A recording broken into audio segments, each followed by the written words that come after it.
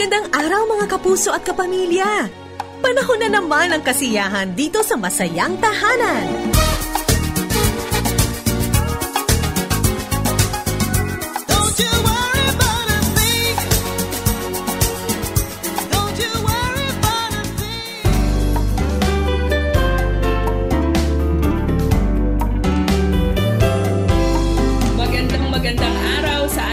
Ka-family, kayo po ba ay napepreskohan sa mga panahong ito? Sobra po ang init ng ating panahon kaya huwag kalilimutan na mag-hydrate. Palaging uminom ng tubig para po kayo ay ma-refresh naman. Kagaya ng ginagawa ng ating Attorney Han doon sa kabilang screen. Hello everyone! Ako ang inyong kumare forever, Maloy Malibiran sa Lumpides. At kami ay kumpleto ngayon pong episode na ito ng inyong Masayang Tahanan. Hi Han! Cheers Han! Ako, miss na miss ko kayo. Lalo ka na Han. At hindi lang tayo nag-hydrate. We're not just replenishing of fluid that we are losing because of the summer heat, di ba? Pero tayo rin ay nagpagupit para doon sa mga sumusubaybay sa ating palatuntunan. Pansin naman ninyo na talagang pudpod ang aking buhok para mas presko ang feeling at si Han kahit na nagpaikli ng buhok, cute na cute pa rin. Yeah! Ako nga pala si Attorney Winnie sa Lumpides. Baka nakalimutan na dahil ang tagal kong absent dito sa ating programa pero andito pa rin tayo, nagbabalik at patuloy na naghahatid ng masayang kwentuhan sa ating palatuntunang Masayang Tahanan. Dito nga po sa ating episode ngayon, sana ay makatulong sa atin pong pag-observe ng Holy Week. Mahal na araw, importante po na hindi nawawala sa sentro ng ating observance ng Holy Week. Ang tunay na dahilan kung bakit nga ba tayo merong mga long weekend na ganito, hindi lamang po para tayo ay makapagbakasyon o makapag-out of town, huwag nating kalilimutan na mag-reflect sa tunay na diwa at mensahe ng mahal na araw. At yan nga po ay ang sakripisyo, kamatayan at muling pagkabuhay ng ating Panginoong Hesus. At dahil dito, tayo ay mayroong pagkakataon na magkaroon ng bagong buhay, bagong pag-asa at mas makabuluhan na pananampalataya sa ating Panginoon. Kaya samahan niyo po kami dito sa inyong Masayang Tahanan, palatuntunang hatid sa inyo ng Back to the Bible Philippines at ng Far East Broadcasting Company. Siyempre, at like what you have been accustomed to, ay hindi lamang po kaming dalawang mag-asawa at maghanhan ang inyong mapapakinggan.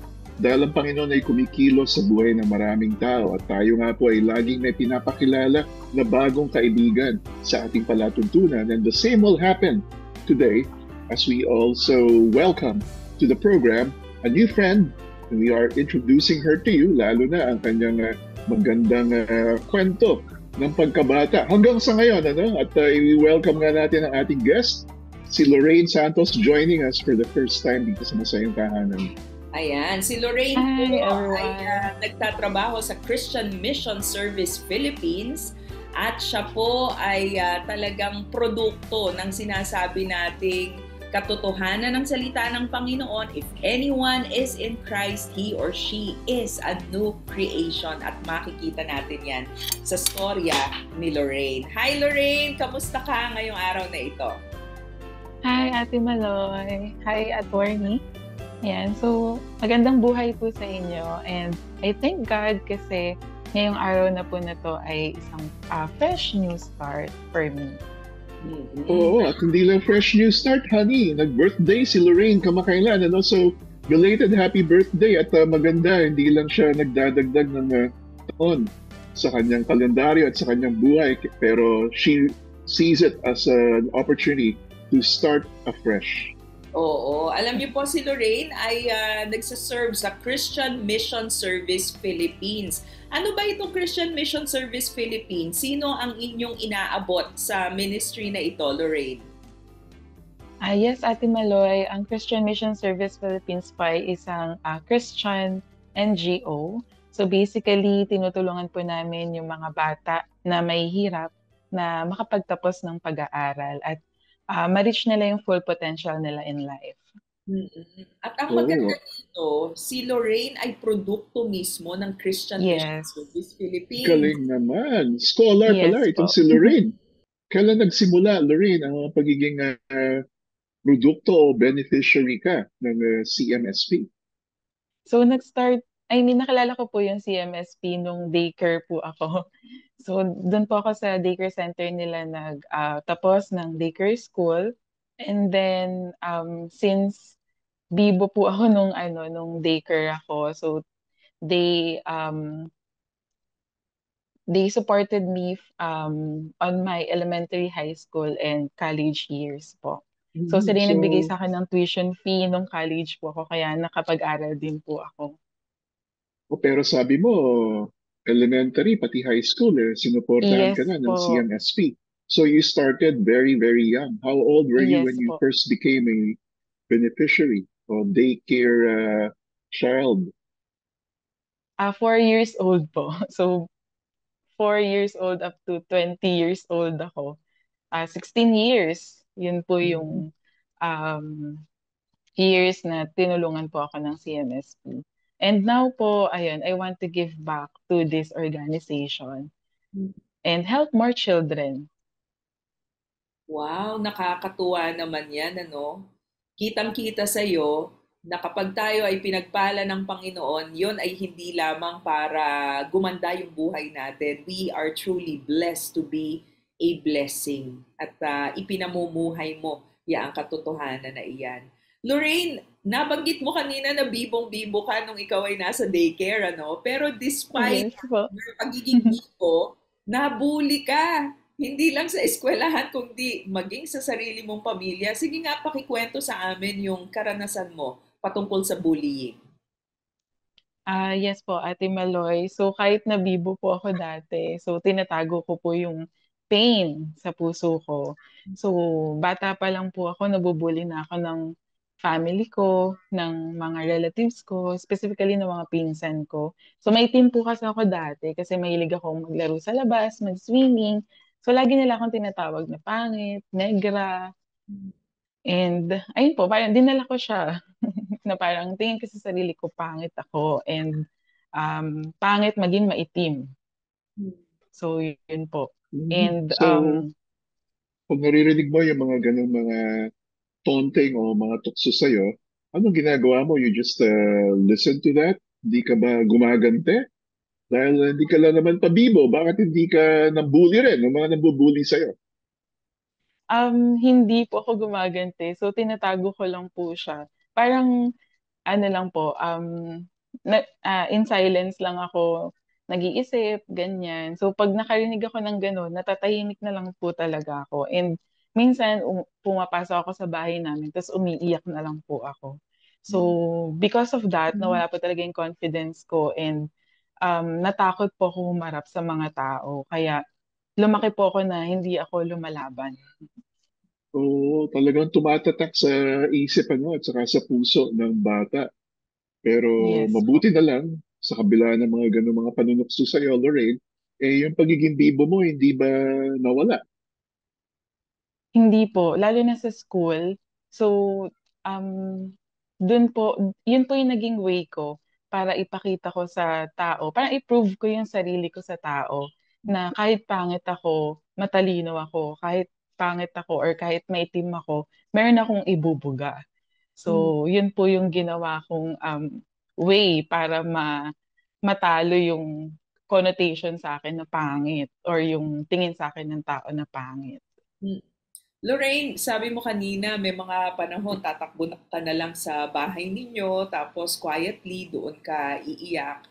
May mga pagkakataon ba na nakikita ka ng magulang mo, mga mas nakatatanda mong kapatid, para tulungan ka na iproseso yung panunukso ng iyong mga pinsan at ng mga kalaro? Siguro po nakikita nila ako na umiyak na, pero hindi ko po, I make sure na wala nakakita sa akin during umiiyak ako. And siguro dahil busy din sila at may kanya-kanya din silang buhay, so hindi na rin po nila nagawang tanungin ako kung bakit ako umiyak or ano nangyari sa akin. So ayun po, kaya I grew up na sa sarili ko lang. ako lang yung nakakaalam ng lahat na nangyayari sa akin. Maraming ganon na naaapektuhan pala noong mga panunukso ng kanyang mga kalaro at kanyang mga pinsan. Kasi minsan na ina-assume natin, larong bata lang yan. Yes. Tuksuhang bata lang yan, harmless. Pero hindi po, wag nating mamaliitin yung ganyang mga pangyayari kasi merong tumatatak, hindi ba, sa puso at saka sa Yes. isipan hanggang tinatanggap na ng bata, ganito nga pala ako. Oo, totoo yun. The words are powerful. Akala natin talagang parang mga salita lang at laway, pero hindi. Lalo na sa isipan at pandinig at puso ng mga bata, very vulnerable. At si Lorraine nga, parang kahit naman hindi totoo, parang tinanggap tuloy niya at sinasabi niya na kahit pangit ako at maitim, babawi na lang sa ibang larangan. So umabot sa point na parang inaccept ni Lorraine yung mga naririnig niya na panunukso buhat sa mga kalaro. Mm. Paano nakatulong yung exposure mo sa Christian Mission Service Philippines? Sabi mo nga, nagba-Bible study kayo, meron kayong Sunday Yes school. po. Yung exposure mo sa salita ng Panginoon, paano nito binago yung pananaw mo tungkol sa iyong sarili, tungkol sa iyong itsura? How did this help you, Lorraine? Um, since nag-attend po ako ng Sunday school, parang lagi nang sinasabi doon na Jesus loves me and si God yung magja-judge sa lahat ng tao. Pero siguro mga high school ko na po siya na-realize na or na-feel yung yung presence ni Lord sa buhay ko. So aside from attending po kasi or being a leader sa service or sa CMSP, youth leader din po kasi ako at Sunday school teacher. Meron pong kaming inatenan nung high school ako, which is the required kami nung teacher ko sa APP subject. Youth gathering po siya ng Victory. So, yun po yung Youth on Fire. So, nung pagka-attend ko po doon, iba po yung pakiramdam ko during the praise and worship. And during the preaching din po, ayun, parang doon ko na-realize and doon ko na-feel yung love ni God. Na kahit pala ganito ako, God is not looking on your physical appearance. God is looking in your heart. So, kung ano yung nasa puso mo. So, dahil po dun sa preaching na yun po yung naging eye-opener ko na, okay, ganito yung tingin niyo sa akin, pero I have a God na maganda yung tingin sa akin. And tinitingnan ko ano yung nasa puso ko. Kaya ang ginawa, winwork out ko rin po yung puso ko kasi gusto ko maging maganda yung tingin ni Lord sa akin. So pinatawad ko po yung mga tao na sinasabi na pangit ako, ganyan. Kasi I want to show God that I am beautiful. And with that perspective, Lorraine, ano yung parang naging epekto nun sa buhay mo? Meron ka ba napansin ng mga pagbabago? Yes po, parang hindi ko na po dinadamdam yung mga negative things na sinasabi sa akin ng mga tao. Yung mga panlalait po nila, ganyan. And mas nagkaroon po ako ng confidence na humarap sa maraming tao. Oo, nagsimula ka bang magpaligaw at nagkaroon ka ng parang love life because of that confidence that you now have in your identity as a child of God? Yes, may mga ano naman po, may mga inaccept na manligaw. Ayun nga lang po.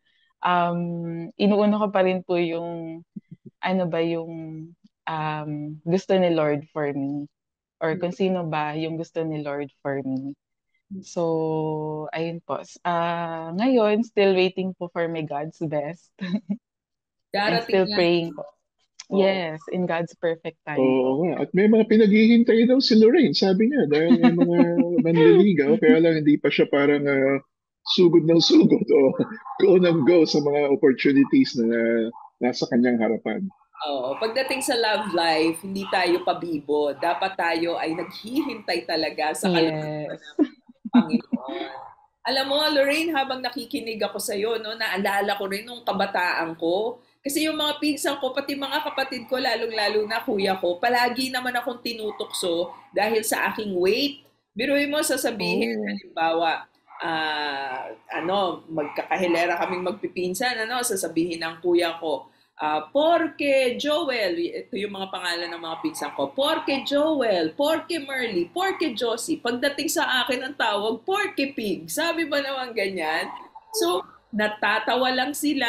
Ako, medyo ngingiti lang ako ng konti, but deep inside, my heart was really hurt. Oo, nasasaktan. Oo, and it also affected my self-confidence. At kagaya mo rin, binawi ko sa academics, no? Minsan nagko-compensate tayo. Sige, ganyan ang tingin ninyo sa akin. Babawi ako, papakita ko sa Naku. inyo na ako ay matalino. But it was really encountering Jesus in my heart that really made a difference. Na hindi pala yung Yes. mataas na grade, hindi pala yung panlabas na itsura. Although, syempre, maganda, nag-aayos din tayo, maganda, healthy din tayo talaga. Pero, ang tinitignan nga ng Panginoon ay yung ating kalooban. And God, no, talagang sobrang mahal tayo ng Panginoon. He gave His only begotten Son so that we can experience life abundantly and eternal life. Amen. Amen. Nag-flashback din tuloy sa akin ng aking pagkabata dahil sa mga kinekwento nyo nun ni Lorraine. Kung ikaw tinatawag kang porky pig na baboy, dahil sa weight. Ako parang binigyan din ako ng tawag sa akin na animal din na tinatawag akong butiki. Dahil sa aking kapayatan naman na tinatawag akong butiki o posporo o palito, pero hindi kagaya yung dalawa ni Lorraine na bumawi kayo dahil nagpasiklab kayo sa inyong eskwelahan sa pag-aaral. Ako, iba yung parang naging parang bawi at compensation dahil nga binubuli hindi lang verbally kundi talagang physically. Meron ding mga nang bully talaga sa akin hindi naman sa pamamagitan ng mataas na grades ang aking compensation kundi ako'y nag-aral ng karate para talagang masasabi natin na makadepensa ng sarili ko sa mga siga-siga na nambubuli sa akin. Oo. Paano naman binago ng Panginoon ang pananaw mo sa sarili mo nung nakakilala ka na kay God? Talagang payat naman ako eh. So pag tumitingin ako sa salamin, nakikita ko yung kanilang panunukso, talaga namang hindi invento. Na may katotohanan din naman. At ganun talaga ang aking pangangatawan na parang sobrang, not sobrang slim. So wala tayong magagawa doon. Mm-mm. Pero ngayon, di ba, opang-opa ka na. Salamat, medyo in na in pala yung ganitong itsura ngayon. So, panapanahon lang yan, no? Di ba? So, si Lorraine, panahon na ngayon ng mga nagsuswimming at ng mga naglalakad sa init. So, timing na timing yung ganyan morena. Talagang patok na patok yan. When was the time, Lorraine, na natanggap mo na kung ano yung itsura mo, kung ano yung kulay mo, at kung paano ka nilikha ng Panginoon? Kasi darating tayo dun sa ganung punto, di ba? Lalong-lalo na pag teenager, talagang nag-struggle yan sa self-image, sa itsura. But when did you become comfortable with yourself and how you look? Siguro po, nag-work na ako nun. Yung totally wala na akong, I totally accepted myself as who I am. Nung mas naging active ako sa pagiging Christian and mas sinuko yung sarili ko sa word ni God. So doon ko mas naintindihan Oo. yung value ko, yung worth ko sa Lord at hindi sa tao. Totoo yan, When we draw closer to God, and how do we draw closer to God? Sinabi mo nga kanina, when you soak yourself in the Word of God, napapalaya yung isipan natin, hindi ba? Kasi yung mga tukso, these are lies that are coming from the enemy. Kumbaga, tagapaghatid lang yung mga nanukso sa atin. Pero really, it came from the enemy who seeks to kill, steal, and destroy our joy, our confidence, our healthy self-image, hindi ba? Pero the more we draw closer to God and His Word, yun nanunumbalik, I am beautifully, fearfully, and wonderfully made. And so I am beautiful. I am the beautiful bride of Christ. Natutuwa kami na nandun ka na sa healthy confidence. Hindi yung confident na masyado namang umakyat sa utak, pero healthy sense of self because it is anchored in Christ. Di ba, no, Han? Totoo. That's true. At saka yung mga hurtful words na binobombard sa atin for many years by the people around us, it will be replaced by God's word. And if we are saturated by the word of God in our minds, in our thoughts, sa ating reflection, we will also eventually find our worth in the Lord. Not in the affirmation of people, not in what the society says, but yung atin yung standing sa paningin ng Panginoon, yun ang magde-determine ng ating identity. Sa Oo. pakikisalamuha natin sa ibang tao, ay yun yung bit-bit natin. Kasi kahit naman na yung mga pogi, hindi raw laging feeling pogi yan eh. Naririnig ko yung mga interview sa mga artista, sa mga it girl, while it's true na talaga lagi silang pinipicturean, there are days that they don't like the way they look, di ba? Pero yun nga, pagka tayo secure sa pagmamahal ng Panginoon, no matter what kind of outfit we're wearing, no matter what kind of hairstyle we are sporting, we can always face people with joy and gladness and a healthy sense of confidence. Dahil nga hindi natin binibida yung sarili natin. Kundi ang gusto nating matanghal, hindi yung ating itsura, hindi yung ating kakayahan, kundi yung Panginoon na nagbabago ng mga buhay ng tao. Lorraine, kung ang naghatid noong mga hurtful words ay mga maliliit na mga kalaro, mga batang mga pinsan, sino naman ang ginamit ng Panginoon para magbigay ng affirmation sa iyo? Na Lorraine, you are beautiful. Lorraine, you are a woman of worth and significance. Meron bang mga dinala ang Panginoon sa buhay mo para ihatid yung mga mensaheng yan sa iyo? Sobrang dami po, Ate Maloy and Attorney. So, unang-una po yung parents ko and yung mama ko po specifically. So, she keeps on reminding me, especially pag nagpo-post ako sa Facebook, lagi niya akong sinasabi, ang ganda-ganda naman ng anak ko, ang galing-galing ng anak ko. Wow. Kahit alam ko sa sarili ko na mataba ako. Ayan, pero yung word na nanggaling sa mama mo na maganda ka, nakakadagdag ng confidence and security na, uy, at nanay ko yun. Kahit na nanay ko siya, alam ko na totoo yung sinasabi niya. Sincere siya na Magkahawig nagagandahan ba siya sa kayo akin. ng mami mo? Actually, wala po akong kamukha sa parents ko. Oh, okay. So, sa daw po, sa relatives ng mother side ko. So, dun ko daw po Pareho nakita. tayo. Pareho tayo, Lorraine. Alam mo, pag Appear kayo. nanay at tatay ko, mukha silang mga artista. At ang mga kapatid ko, kamukha ng nanay at tatay ko. Ako, Opo.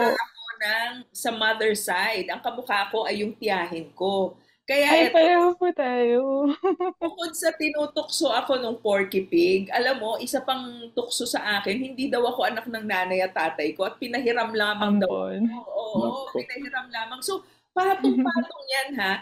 At kahit na yon, meron ng mga accomplishments sa school, nare-recognize na yung husay sa eskwelahan, alam mo, at the back of my mind, ang tagal-tagal kong dinala yaang mga tukso na iyan.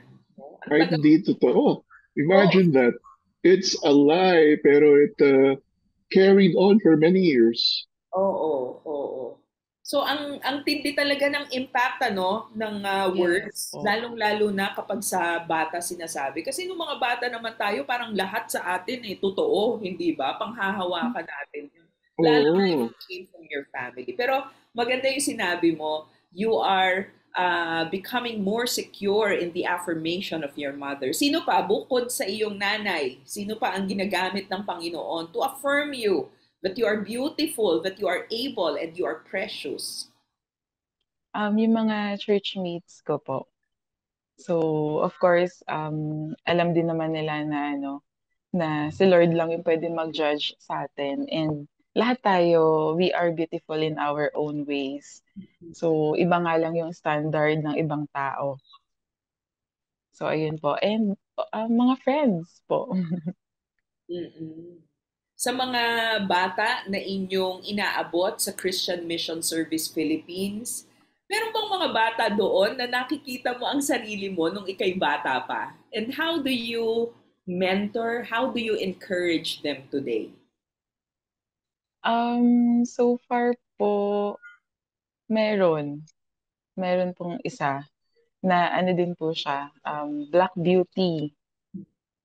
And ang kagandahan lang din po kasi sa kanya, parang um, na-nurture na siya even nung younger age niya, ng parents niya. Kumbaga nakuha niya na yung security sa magulang niya na hindi ko nakuha before. So medyo madali ko na lang siyang na-handle or naturuan kung paano maging mas confident, especially kapag tinutokso siya ng ibang tao na na negra. And mas inano ko po siya dinala ko siya closer to God na yan yung sinasabi ng tao pero ito yung sinasabi ni God. So ito yung pakinggan mo kasi siya yung Diyos. Yung tao, creation lang din yan. And kung mapapansin mo, lagi ko nire-remind sa kanya, kung mapapansin mo, yung mga iba-ibang tao, iba-iba yung classification or iba-iba tumingin ng ganda or ng gwapo.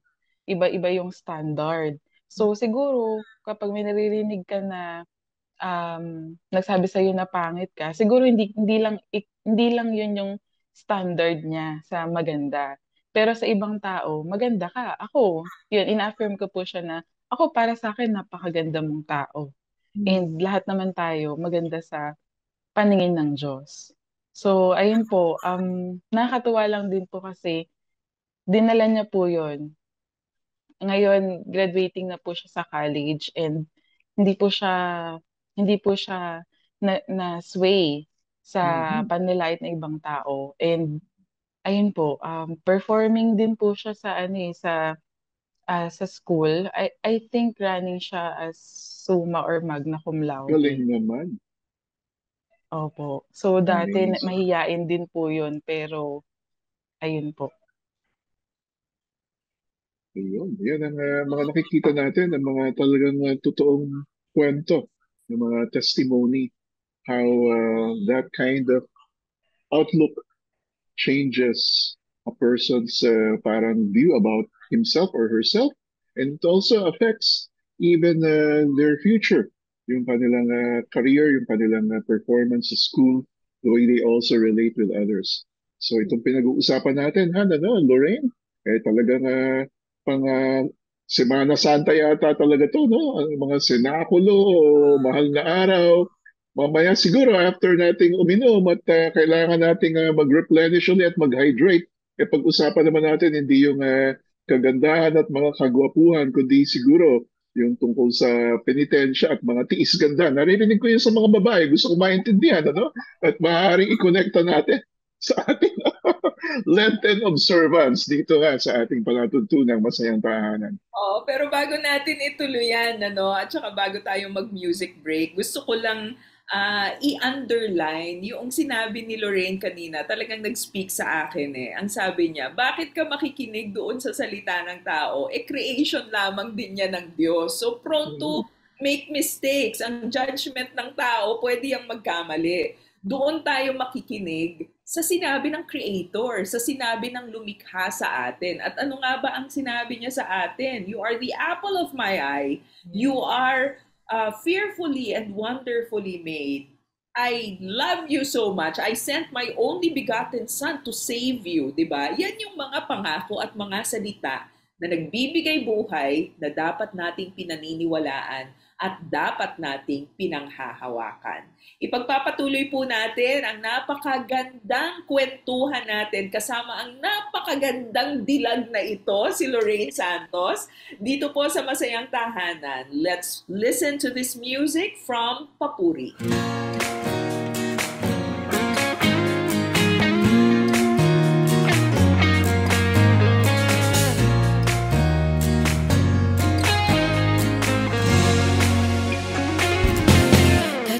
Tangi ka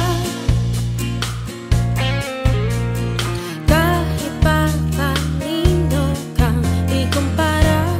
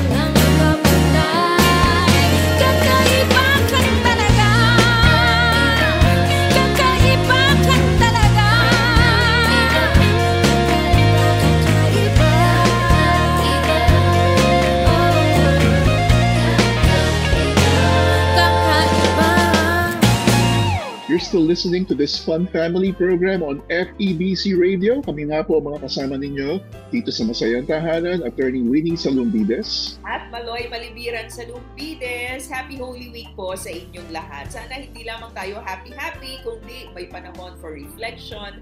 Mayroon tayong panahon to really read and meditate on God's Word as a family and individually. Kamusta po kayo? Sana po ay safe at nag-e-enjoy kung saan man kayo nagbabakasyon sa mga panahon ito. Oo, nakikita ko, honey, in my mind, yung iba nagtatampisaw sa dalampasigan, no? Ibang klaseng mga pilgrimage ang ino-observe ng ating mga kaibigan at mga kababayan dahil dati, bisita iglesia, no? Marami mga kababayan tayo ngayon, nagbibisita sa Pampang ng Boracay o ng Palawan at ng Siargao. Yung iba naman ay bumibisita sa mga cherry blossom sa ibang bansa. Totoo nga. Pero tayo, bumibisita sa mga masasayang tahanan na talagang suking-suki at tapat na tagapakinig ng ating palatuntunan. Kasama nga po natin ngayong araw na ito si Lorraine Santos. Siya po ay isa sa mga workers ng Christian Mission Service Philippines kung saan from 4 years old to 20 years old, siya po ay inalalayan ng ministry na ito nung kanyang kabataan. They really invested in her at sa marami pang mga kabataang Pilipino upang sa murang edad pa lamang ay makakilala na sa Panginoon, makita ang kanilang identity kay Kristo. At ngayon, nakakatuwa kasi siya mismo, to pay it forward, siya mismo ay naglilingkod na rin sa Christian Mission Service Philippines. Lorraine, meron ka bang mga gustong batiin bago natin ituloy yung ating kwentuhan dito sa Masayang Tahanan? Binabati ko po yung family ko. I know that they are listening right now. Hi, Mama and Papa and mga kapatid ko. And of course, yung mga kasama ko dito sa Christian Mission Service Philippines, especially yung mga bata na inaalagaan po namin sa Naik, Cavite. Hello, everyone! And at the same time po, yung mga former workmates and friends ko po sa Philippine Bible Society. Umabot ba sa punto na yung mga nang-aapi at yung mga nangmamata at nanunukso sa'yo dati, muli nag-cruise ang mga landas ninyo at naka-enkwentro mo sila? Yung mga cousins ko po, yes, of course. At kamusta? Dahil ikaw nasa magandang kalagayan ngayon at maganda ka, meron ka bang parang pambawi sa kanila? Binalikan mo ba sila? Actually, hindi naman po binalikan. Parang mas, dahil po sa mga achievements ko sa buhay. So, they look up to me na. And ako naman po, I don't look down sa kanila. So, normal lang po. I look at them with love as my relatives, as part of my family. Oo, pero nasabi mo kanina, di ba? Binago ng Panginoon ang puso mo at nakapagpatawad ka. I'm interested to know. Yung pagpapatawad mo ba, did you have to go to them at sinabi mo, kinausap mo ba sila, oy, alam mo nung bata tayo, ganito, epekto ng panunukso mo sa akin. Ganong klaseng pagpapatawad at reconciliation ba ang nangyari sa inyo? Hindi po. Kasi hindi rin naman po nila alam na na-offend ako before. So, ayun po. Kami dalawa lang ni Lord. Ngayon, alam na nila. Oo nga, forgiveness sa puso. Hindi na kailangan pang parang isa-isahin, di ba, na lalapitan at kukonfrontahin. Yun yata, parang plot yata yun ng isang Korean novela na pinapanood mo, Han, ano nga ba yun? Diba? Parang may ganyan kang kinikwento sa akin parang naghihiganti dahil sa mga nambuli. Matindi naman yung pambubuli doon sa teleserye na iyon, Pero eto, ang akala natin, ang matinding bullying, yun lamang physical, yun lamang pananakit. Pero eto po, kung you are in the habit of teasing people, especially children, ayan, tayo po ay magtanda na at matuto. Dito sa mga kwento naming tatlo, kami pong tatlo ay nakaranas noong mga panunukso, nung kami ay mga bata pa. May epekto po yan. Kaya, as much as possible, let us speak life. Ang gamitin po natin, lalong-lalo na sa mga bata, words that will affirm them, words that will draw them closer to Jesus. Lorraine, ngayon na ikaw ay you minister to children, ano yung nakikita mo na kahalagahan na tayo ay naglalaan ng panahon para sa mga bata? Kasi minsan ang tingin, no? Ang tingin natin, ang mga bata, naku, naglalaro lamang yan. Hindi pa yan maiintindihan pagdating sa ganitong mga usapin. Wala, hindi nila maiintindihan yan. But Christian Mission Service Philippines, Jesus Christ Himself, di ba? Ang sabi ng Panginoong Jesus, let the little children come to me. Huwag niyo silang harangan. Sige, papuntahin ninyo sa amin. So, bakit importante na bata pa lamang ay inaabot na natin sila? Siyempre po, katulad na nangyari sa akin, yung nangyari sa akin ng bata ko, dinala ko siya hanggang paglaki. So, it's very important to guide the children as young as they are and explain everything sa kanila. Kahit na sa tingin natin, hindi nila naiintindihan.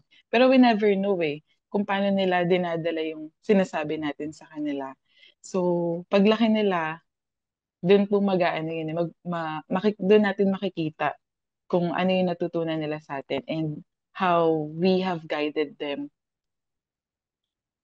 Importante yon, Yung akala natin, hindi naman nakikinig yan. Pero magugulat ka na lamang, biglang uulitin sa'yo lahat ng mga sinabi mo. Yes. Babalikan ka, ganito yung nakita ko sa inyong ginagawa ninyo di ba? Sinumbat pa. Many children really learn by watching us. And many children, Yes po. kala lamang natin, hindi nila na-appreciate. Pero marami dyan, paglaki, uy, salamat because you spent time with me. Ikaw yung constant na present sa buhay ko nung ako ay lumalaki pa. So it's really good to invest in children. Oo, totoo. At naiintriga rin ako, no? Ilang mga kabataan ba yung kasalukuyang inaalagaan ng CMSP? Currently po, sa Children's Village namin, meron po kaming 70 children. And Dami. outside po, yung mga nasa community, yung community base po namin, nasa 100 plus din po. Grabe, napakarami. At anong klaseng parang ministry ang binibigay ng CNSP sa kanila? Puro scholarship ba at pagpapaaral? Meron po kaming Christian education program wherein we also share yung word ni God. So, hindi naman po siya church, pero it's Sunday fellowship. So, we gather together and together po, pinag-aaralan po namin yung word ni God. So, sa mga bata, we conduct Sunday schools po. Meron ba kayong DVBS, Lorraine, para ngayong Yes po. summer? So, this Holy Week po, so magko-conduct po kami ng Daily Vacation Bible School. Oh, wow. Naaalala ko ang aking kabataan at ano ang pamerienda ninyo sa mga attend ng DVBS? We look forward to that nung ako'y talaga uma-attend pa at nagtuturo. Yes po. So, yun din po yung favorite ng mga bata, yung merienda. So, minsan po, sopas or biscuits and cupcakes. Nung panahon ko po, yung mga turon, ganun, banana Ang sarap Q. naman. Oo. Meron kayang alam ka, Lorraine, na nagpapa-DVBS ngayong summer na nagsaserve ng halo-halo kasama ng turon? Wow. Parang nananawagan tayo ngayon, ano? Napagkwentuhan namin mag-asawa yan tungkol sa DVBS Kasi pareho kami na ako noon sa may Pandakan ako nag-organize kasi nandun yung mga pinsan ko. So nag-organize ako noon ng DVBS. Talagang may pag-graduation pa kami, ganyan. Pagkatapos, nakwento mo rin, Han, di ba ikaw nag-volunteer ka rin na magturo tapos may pinaiyak kang bata? Oo, sinumbong ako sa nanay Sumugod sa church namin para magreklamo. May mga ganyan mga kwento. Pero hindi ako nang bully Talagang may mga makukulit din lang. Pero minsan nakakagulat, ano? Yung mga makukulit, yun pa yung mga nagiging pastor. Kaya dapat you should not really write off children and say na, walang kahihinat na ng buhay nito. Diba? Pero sa kapangyarihan ng Panginoon, minsan, kung sino pa yung mga pasaway, matigas ang ulo at mga makukulit, di mo akalain yun pa yung talagang natataniman ng salita ng Diyos at balang araw. They will really dedicate their lives to the Lord. Oo. Ang dapat nga daw kapag nariyan ka, may DVBS, meron ka mga children's outreach, hanapin mo kung sino yung pinakamakulit kasi malamang sa hindi, yan talaga yung tatawagin ng Panginoon para i-reach yung kanyang generation sa mga susunod na panahon. Oo, I am sure maraming mga ganyan dahil daan-daan pala yung mga inaalaga ang mga bata ni Lorraine. Ano? So, hindi lang yung mga pabibo ang pinapansin mo, Lorraine, pati yung mga pasaway at mga matitigas ang ulo. Saka yung mga mahihiyain. Marami sa mga Mhm. mahihiyain, quiet lamang yan ngayon. Pero later on, kapag nag-bloom na yan, pagkatapos yung in season, they will ripen, Really? bloom, hindi ba? Makikita mo, nako, ang tindi ng potensyal para Oo. You're talaga sa speaking, gawa. you're talking from experience. That's why you're able to say that. At Mm-mm. itong si Lorraine Yes naman po. talagang produkto rin ng ganong klaseng ministry sa mga kabataan. Oo. Um, Lorraine, ano yung makikita mo o ano yung nakita mo na talagang mga turning point sa buhay mo bukod doon sa na-expose ka sa ministry ng Victory na Youth on Fire, and that was when you really had a conversion experience, no, with the Lord. Ano yung nakita mo na mga factors? Bakit ka nanatili? At saka bakit ka ngayon naglilingkod sa Panginoon? Kasi merong mga kabataan, they will accept Jesus as Lord and Savior, pero hindi lumalago sa pananampalataya. And sadly, some of them, they turn their back on Christianity. Ano yung naging factor? Bakit ka nag-mature? Bakit ka nanatili at ngayon nagsiserve na kay God? siguro po kasi um, pinarealize sa akin ni God na para kanino ba ako nabubuhay? Bakit ba ako nabubuhay? And kung dadalhin ko ba yung sinasabi ng iba, ma-achieve ko ba yung goal ko sa life ko? Mararating ko ba kung ano yung gusto kong marating sa buhay? So yung binigay sa akin ni Lord yung realization na yun, dun po ako mas nagpursige na ipagpatuloy lang kung ano yung ginagawa ko para sa Panginoon, kung sino ako as someone na kinreate ng Lord. And ayun po, nakikita ko po kasi na na marami nga po na lalo na mga kabataan na dumadaan po sa bullying, sa depression, ganyan. Kaya mas nagpursige din po ako na maglingkod Mhm. kasi I know na pinagdaanan ko yun para makatulong din po sa kanila. So, na-overcome ko yung pinagdaanan ko kasi God will use me to help others overcome din kung ano yung pinagdadaanan nila na bullying or even depression. Right. And are there things that you also do to, in a way, reprimand the bullies that you encounter? Yung mga nambubuli ng mga kapwa nila bata, meron ka rin bang ginagawa para sawayin? Kapag may nakikita po ako, nawi-witness po ako, kinakausap ko po yung nambubuli. Pero more on ano po kasi ako more on supporting the victim. So, Mhm. yun po. Kasi yun yung experience ko. Mas alam ko po siya kung paano i-handle. Right. And you also mentioned earlier during the early part of our program that you suffered in silence, ano? At tinitiis mo Yes yung po. mga naririnig mo ng mga hindi magagandang mga salita na nakakasakit sa'yo. And just now, I heard you also mention the word depression. Ikaw ba nagkaroon ng depression as a result of the bullying that you experienced as a young girl? Yes po. As young as grade 3, mga 8 years old or 9 years old po ako. So, wala pa po akong idea nun about depression, pero meron akong diary. Mahilig ako Mhm. magsulat dati. So, ang natatandaan ko po nun, lagi kong sinusulat na, Lord, sana kunin niyo na ako. Gusto ko nang Mhm. mamatay, ganyan. And fresh pa po sa mind ko na dati, ini-imagine ko yung sarili ko na nakabikti. Tapos kapag nakakita ko ng tali dati, parang gusto Mhm. ko siyang itali dun sa ng yero namin. Kasi sabit ko yung sarili ko.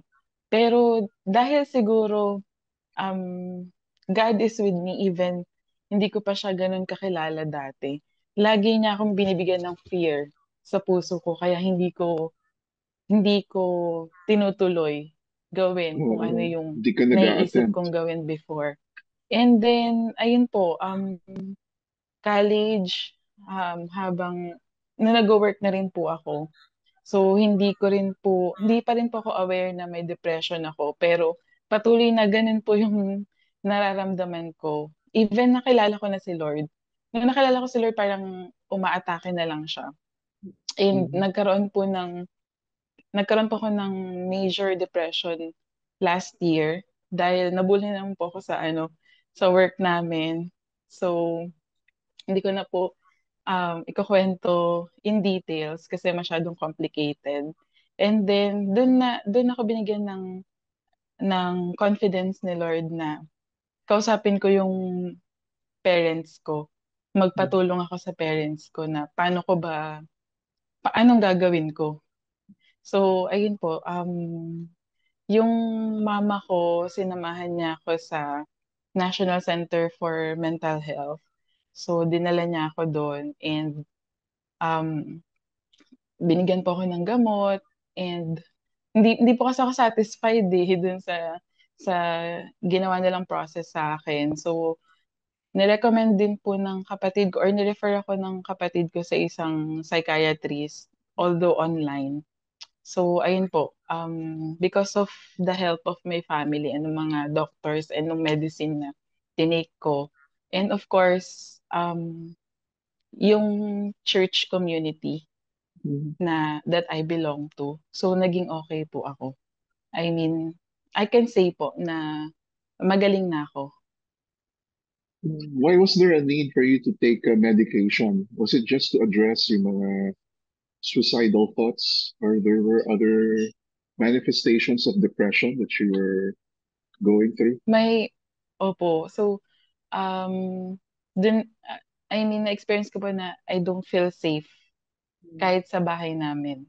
So, ganun po yung ano niya sa akin. Siguro po kasi dahil sobrang lapit ko sa Lord. So, the enemy is working kung saan ako Mhm. mahina. So, yun po yung inano sa akin ng enemy. Kumbaga, pinilit niyang nakawin sa akin yung healthy mind ko para ilayo ako sa Diyos. Pero because of the people around me, even yung family ko po, na Christian na rin po ngayon.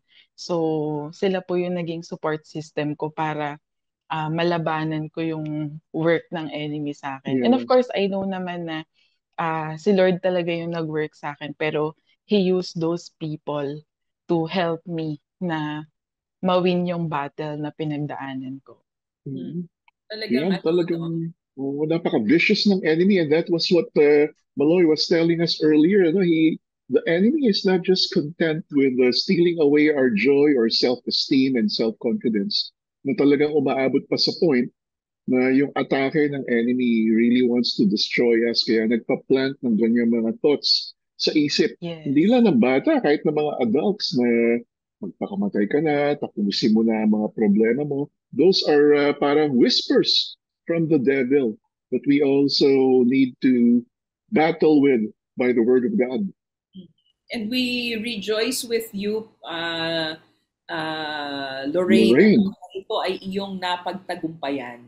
We rejoice with you that you were able to overcome this with the help of God, with the help of your family, Counselors. support group na provide sa iyo ng Yes po. thank you for sharing that with us dahil totoo, kahit na ang mga mananampalataya ay maaaring makaranas ng ganyan. Lalong-lalo na kung deeply rooted, no, yung pinanggagalingan noong ating kawalan ng pag-asa. Minsan yan, ano, sasabihin ng ibubulong ng kaaway, wala ka ng pag-asa, walang katuturan yung iyong pinaniniwalaan. Minsan may mga lies na ibubulong na ganyan. Pero Oo. higit na makapangyarihan ang tinig ng Diyos sa atin. Yun ang dapat nating palaging pinakikinggan. Kasi, akala natin minsan, yung mga bully, nasa eskwelahan lang, nasa mababang paaralan o sa playground. Pero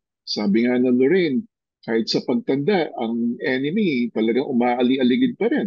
Kahit sa workplace, kahit sa opisina, maaaring nandyan pa rin yung mga tao na gagamitin at kakasangkapanin, di ba? So, ang importante talaga, saan man tayo mapunta, taglay-taglay natin yung kapangyarihan ng katotohanan na nagmumula sa salita ng Diyos na itinatago natin sa ating puso. Hmm. Lorraine, kung tatanungin ka namin ngayon, how would you describe the place where you are in? Not just the physical place, but this season of your life. Kung dati, affected ka ng hurtful words ng mga tao, kahit sa workplace, naranasan mo, na hindi ideal, hindi perpekto talaga ang mundo. Pero ngayon, at your age, in the ministry where you are in, kasama ang pamilya mo, how are you? Kamusta ka? Ano ang kinalalagyan mo ngayon? How would you describe the place that you are in now? Figuratively po, masasabi ko na nasa spring season na ako.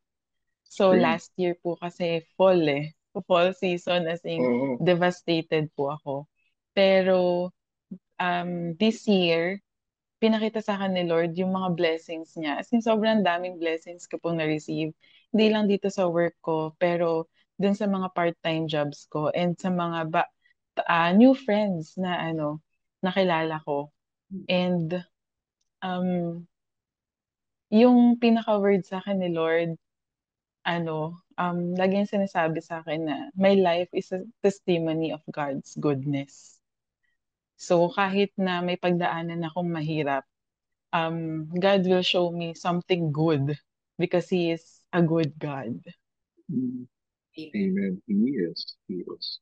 Imagine, if Lorraine gave up during the time na nasa bitter winter ng kanyang buhay, she would not experience that season she is in now where everything is blossoming and talagang bearing fruit na muling namumukadkad ang mga buhay at mga pagpapala sa paligid niya. Ayan. So, hindi lamang pala ang beauty ang namumukadkad. Talagang ang puso, ang spiritual walk with God ay blossoming and flourishing din ngayon. And we are happy to have this encounter with you today. Maraming salamat, Lorraine, sa mga naibahagi mo, sa pag-asa na iyong inihatid doon sa mga nakikinig sa atin ngayon. Tunay na ang pag-asa natin kay Kristo ay pag-asang buhay dahil ang ating Diyos ay buhay. Maraming salamat, Lorraine. Thank you so much po, Ate Maloy and Attorney, for this opportunity to share my story and testimony and of course, to let the people know about God's goodness. Yeah, and we truly appreciate you, Lorraine. Kasi sa mga bisita natin dito sa Masayang Tahanan, kapuna-puna, na mula simula ng ating programa hanggang pagtatapos na tayo, all smiles talaga si Lorraine. So that's infectious joy that really emanates from your heart that is at peace and joyful. Sa atin pong mga tagapakinig ngayong araw na ito, napakinggan natin ang istorya ni Lorraine. It is not a smooth sailing life. Mula pagkabata, mayroong mga pagsubok, mayroong mga pambubuli na naranasan. Ngunit nakita natin na tunay ang tagumpay na pwede nating maranasan kay Kristo. And that victory, that hope, that love, that beautiful life is available to all who will put their trust in Jesus. Kaya kung hindi mo pa yan nagagawa sa iyong buhay, hindi namin palalagpasin ang pagkakataon na ito na imbitahin ka. To extend God's invitation for you to have a personal and vibrant relationship with Him. If that is something that you desire, would you pray this prayer with us today? Manalangin po tayo. Panginoon, maraming salamat dahil Ikaw ay nagpakasakit, namatay at nabuhay na muli dahil sa wagas na pag-ibig mo para sa amin. Maraming salamat because you died and rose again from the dead to save sinners like us, sinners like me. Kinikilala ko, Panginoon, na ako ay makasalanan. Kinikilala ko, Panginoon, na kailangan kita sa aking buhay. Kaya sa araw na ito, tinatanggap kita bilang aking Diyos at tagapagligtas, Panginoong Jesus. My life is yours. My future is yours. This heart is yours. I pray this in Jesus' name. Amen. Kung ikaw ay nakipanalangin sa amin ngayong araw na ito, let us know about your decision to accept Jesus as your Lord and Savior at padadalhan ka namin ng ilang mga babasahin upang makatulong sa iyong paglago sa pananampalataya kay Jesus. With that, kailangan na nga po natin magpaalam dahil naubos na po ang ating oras at panahon. Pero we pray that the time that you have devoted to listening to the story of Lorraine and to our episode today will be a blessing to you and to your family too. Kami nga po ang inyong mga nakasama dito sa Masayang Tahanan, Attorney Winnie Salumbides. Ako naman si Maloy Malibiran Salumbides. Palagi po natin tatandaan ang masayang tahanan. Dapat pagsumikapan. God bless our families and happy, meaningful Holy Week to all of us. Oras na naman ang pagpapaalam, kaibigan. Kung nais mong magkaroon ng kopya ng ating programa, tumawag lamang sa 371-9489. At kung nakatulong sa iyo at sa iyong pamilya ang Masayang Tahanan, magparamdam ka naman, kapatid! Sumulat ka sa Masayang Tahanan, P.O. Box 1750 Manila. Pwede ka rin magpadala ng email sa broadcast@backtothebible.org.ph. Hihintayin ka namin uli, kaibigan, sa araw ng Sabado. At sama-sama na naman tayong mag-aaral, mananalangin, at magkakasayahan dito sa Masayang Tahanan. Don't you worry about a